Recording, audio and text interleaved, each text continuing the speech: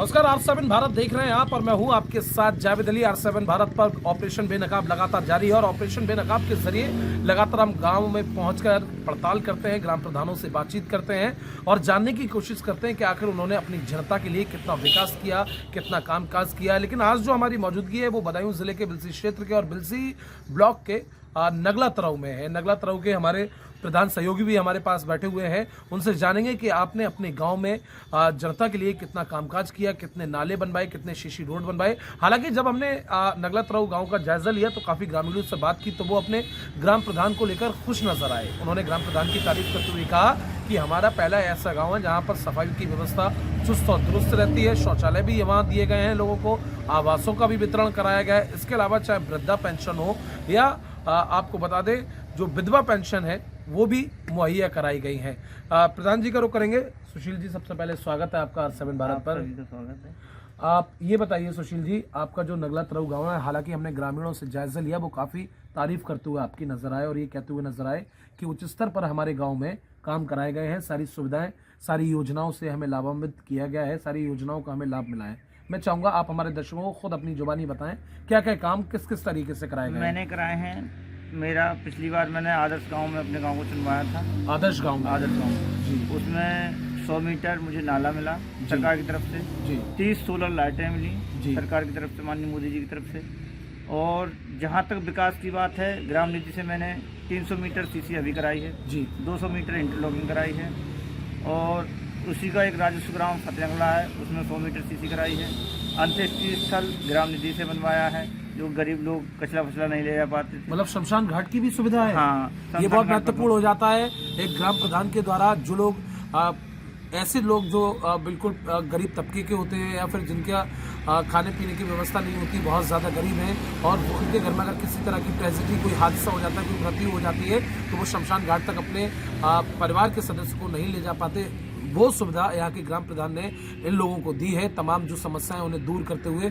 ये बहुत महत्वपूर्ण हो जाता है शमशान घाट की सुविधा। और पिछली बार भी मैं प्रधान था तो बरेली मंडल में सबसे पहला, ये आपकी दूसरी पंचवर्षीय है? हाँ, दूसरी पंचवर्षीय है। इससे पहले बरेली मंडल में सबसे पहले ODF गाँव मेरा था पूरे बरेली मंडल में। और माननीय मोदी द्वारा 16 दिसंबर 2019 को मुझे सम्मानित किया जा चुका है नई दिल्ली विज्ञान भवन में। 16 दिसंबर 2019 में जी सम्मानित किया गया जी। और मेरा केरल का भी टूर रहा, माननीय प्रधानमंत्री जी तो वहाँ 150 रुपये से कल गुजरात में मैं गया था बाई फ्लाइट। सब सरकार की सुविधाएँ थी, सरकार की तरफ से जितनी भी विकास योजनाएँ आई हैं उनको मैंने धरातल पहुँचाया है, जहाँ तक कोशिश किया अंतिम व्यक्ति तक पहुँचाया है।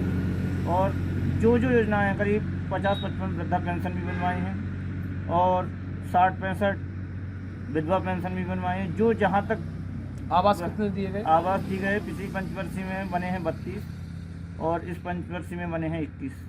ये बहुत महत्वपूर्ण जानकारी हो जाती है उन प्रधानों के लिए भी है जिन लोगों ने लूट खसोट मचा रखी है, किसी तरह का कोई कामकाज अपने गांव में नहीं कराया है। लेकिन जो सुशील जी, इनकी दूसरी पंचवर्षीय है, इन्हें प्रधानमंत्री नरेंद्र मोदी जी के द्वारा सम्मानित किया गया।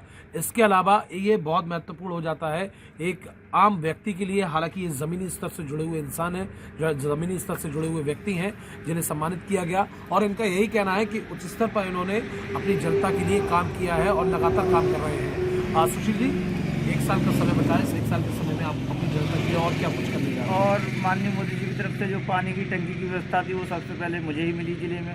काफ़ी प्रयासों से CDO साहब, DM साहब के संपर्क में रहने थे। और जहाँ तक इस 1 वर्ष में जितना सरकार की तरफ से विकास है, मेरी एक और लास्ट इच्छा रह गई है कि गौशाला की थोड़ी समस्या है पशुओं की, आवारा पशुओं की, उसको जल्दी से जल्दी निस्तारण करूँ। तो सुशील जी को आपने सुना, साफ तौर पर उन्होंने सुविधाओं का बखान किया और ये भी कहा कि किसानों को गाय, जो छुटी हुई गायें घूम रही हैं, उनको लेकर काफ़ी परेशानी है, उसकी भी व्यवस्था ये करने जा रहे हैं। इसके अलावा शमशान घाट इस गांव में मौजूद है। इसके अलावा सफाई कर्मचारी हो या सरकार की जो मुहिम स्वच्छ भारत मिशन को लेकर चल रही है, चाहे उसकी सुविधा हो, उससे जो है ग्रामीणों को लाभ मिल रहा है। साफ सफाई की व्यवस्था है। इसके अलावा स्कूलों में बेहतरीन व्यवस्था इनके द्वारा कराई गई। दूसरी पंचवर्षीय है, अच्छे आवासों का वितरण किया गया है। पहली पंचवर्षीय में 35 दिए गए, इस पंचवर्षीय में, अभी ये पंचवर्षीय पूरी भी नहीं हुई है, 3.5 साल का समय हुआ है, इसमें 21 आवास अभी तक दिए जा चुके हैं। इसके अलावा शौचालय हो, विधवा पेंशन हो, वृद्धा पेंशन हो, उसका भी लाभ कहीं ना कहीं ग्रामीणों को मिल रहा है। और इनका इस सोच के लिए, विकासीय सोच के लिए एजुकेटेड सोच होना बहुत ज़रूरी होता है, जो कि इनकी खुद की है। एक प्रधान की अगर एजुकेटेड सोच होगी तो वो सभी जनता को, अपने जनमानस को एक साथ लेकर चलेगी। अगला ऑपरेशन बेनकाब लेकर बहुत जल्द आपके बीच हाजिर होंगे। कैमरामैन सूरज के साथ मैं जावेद अली, R7।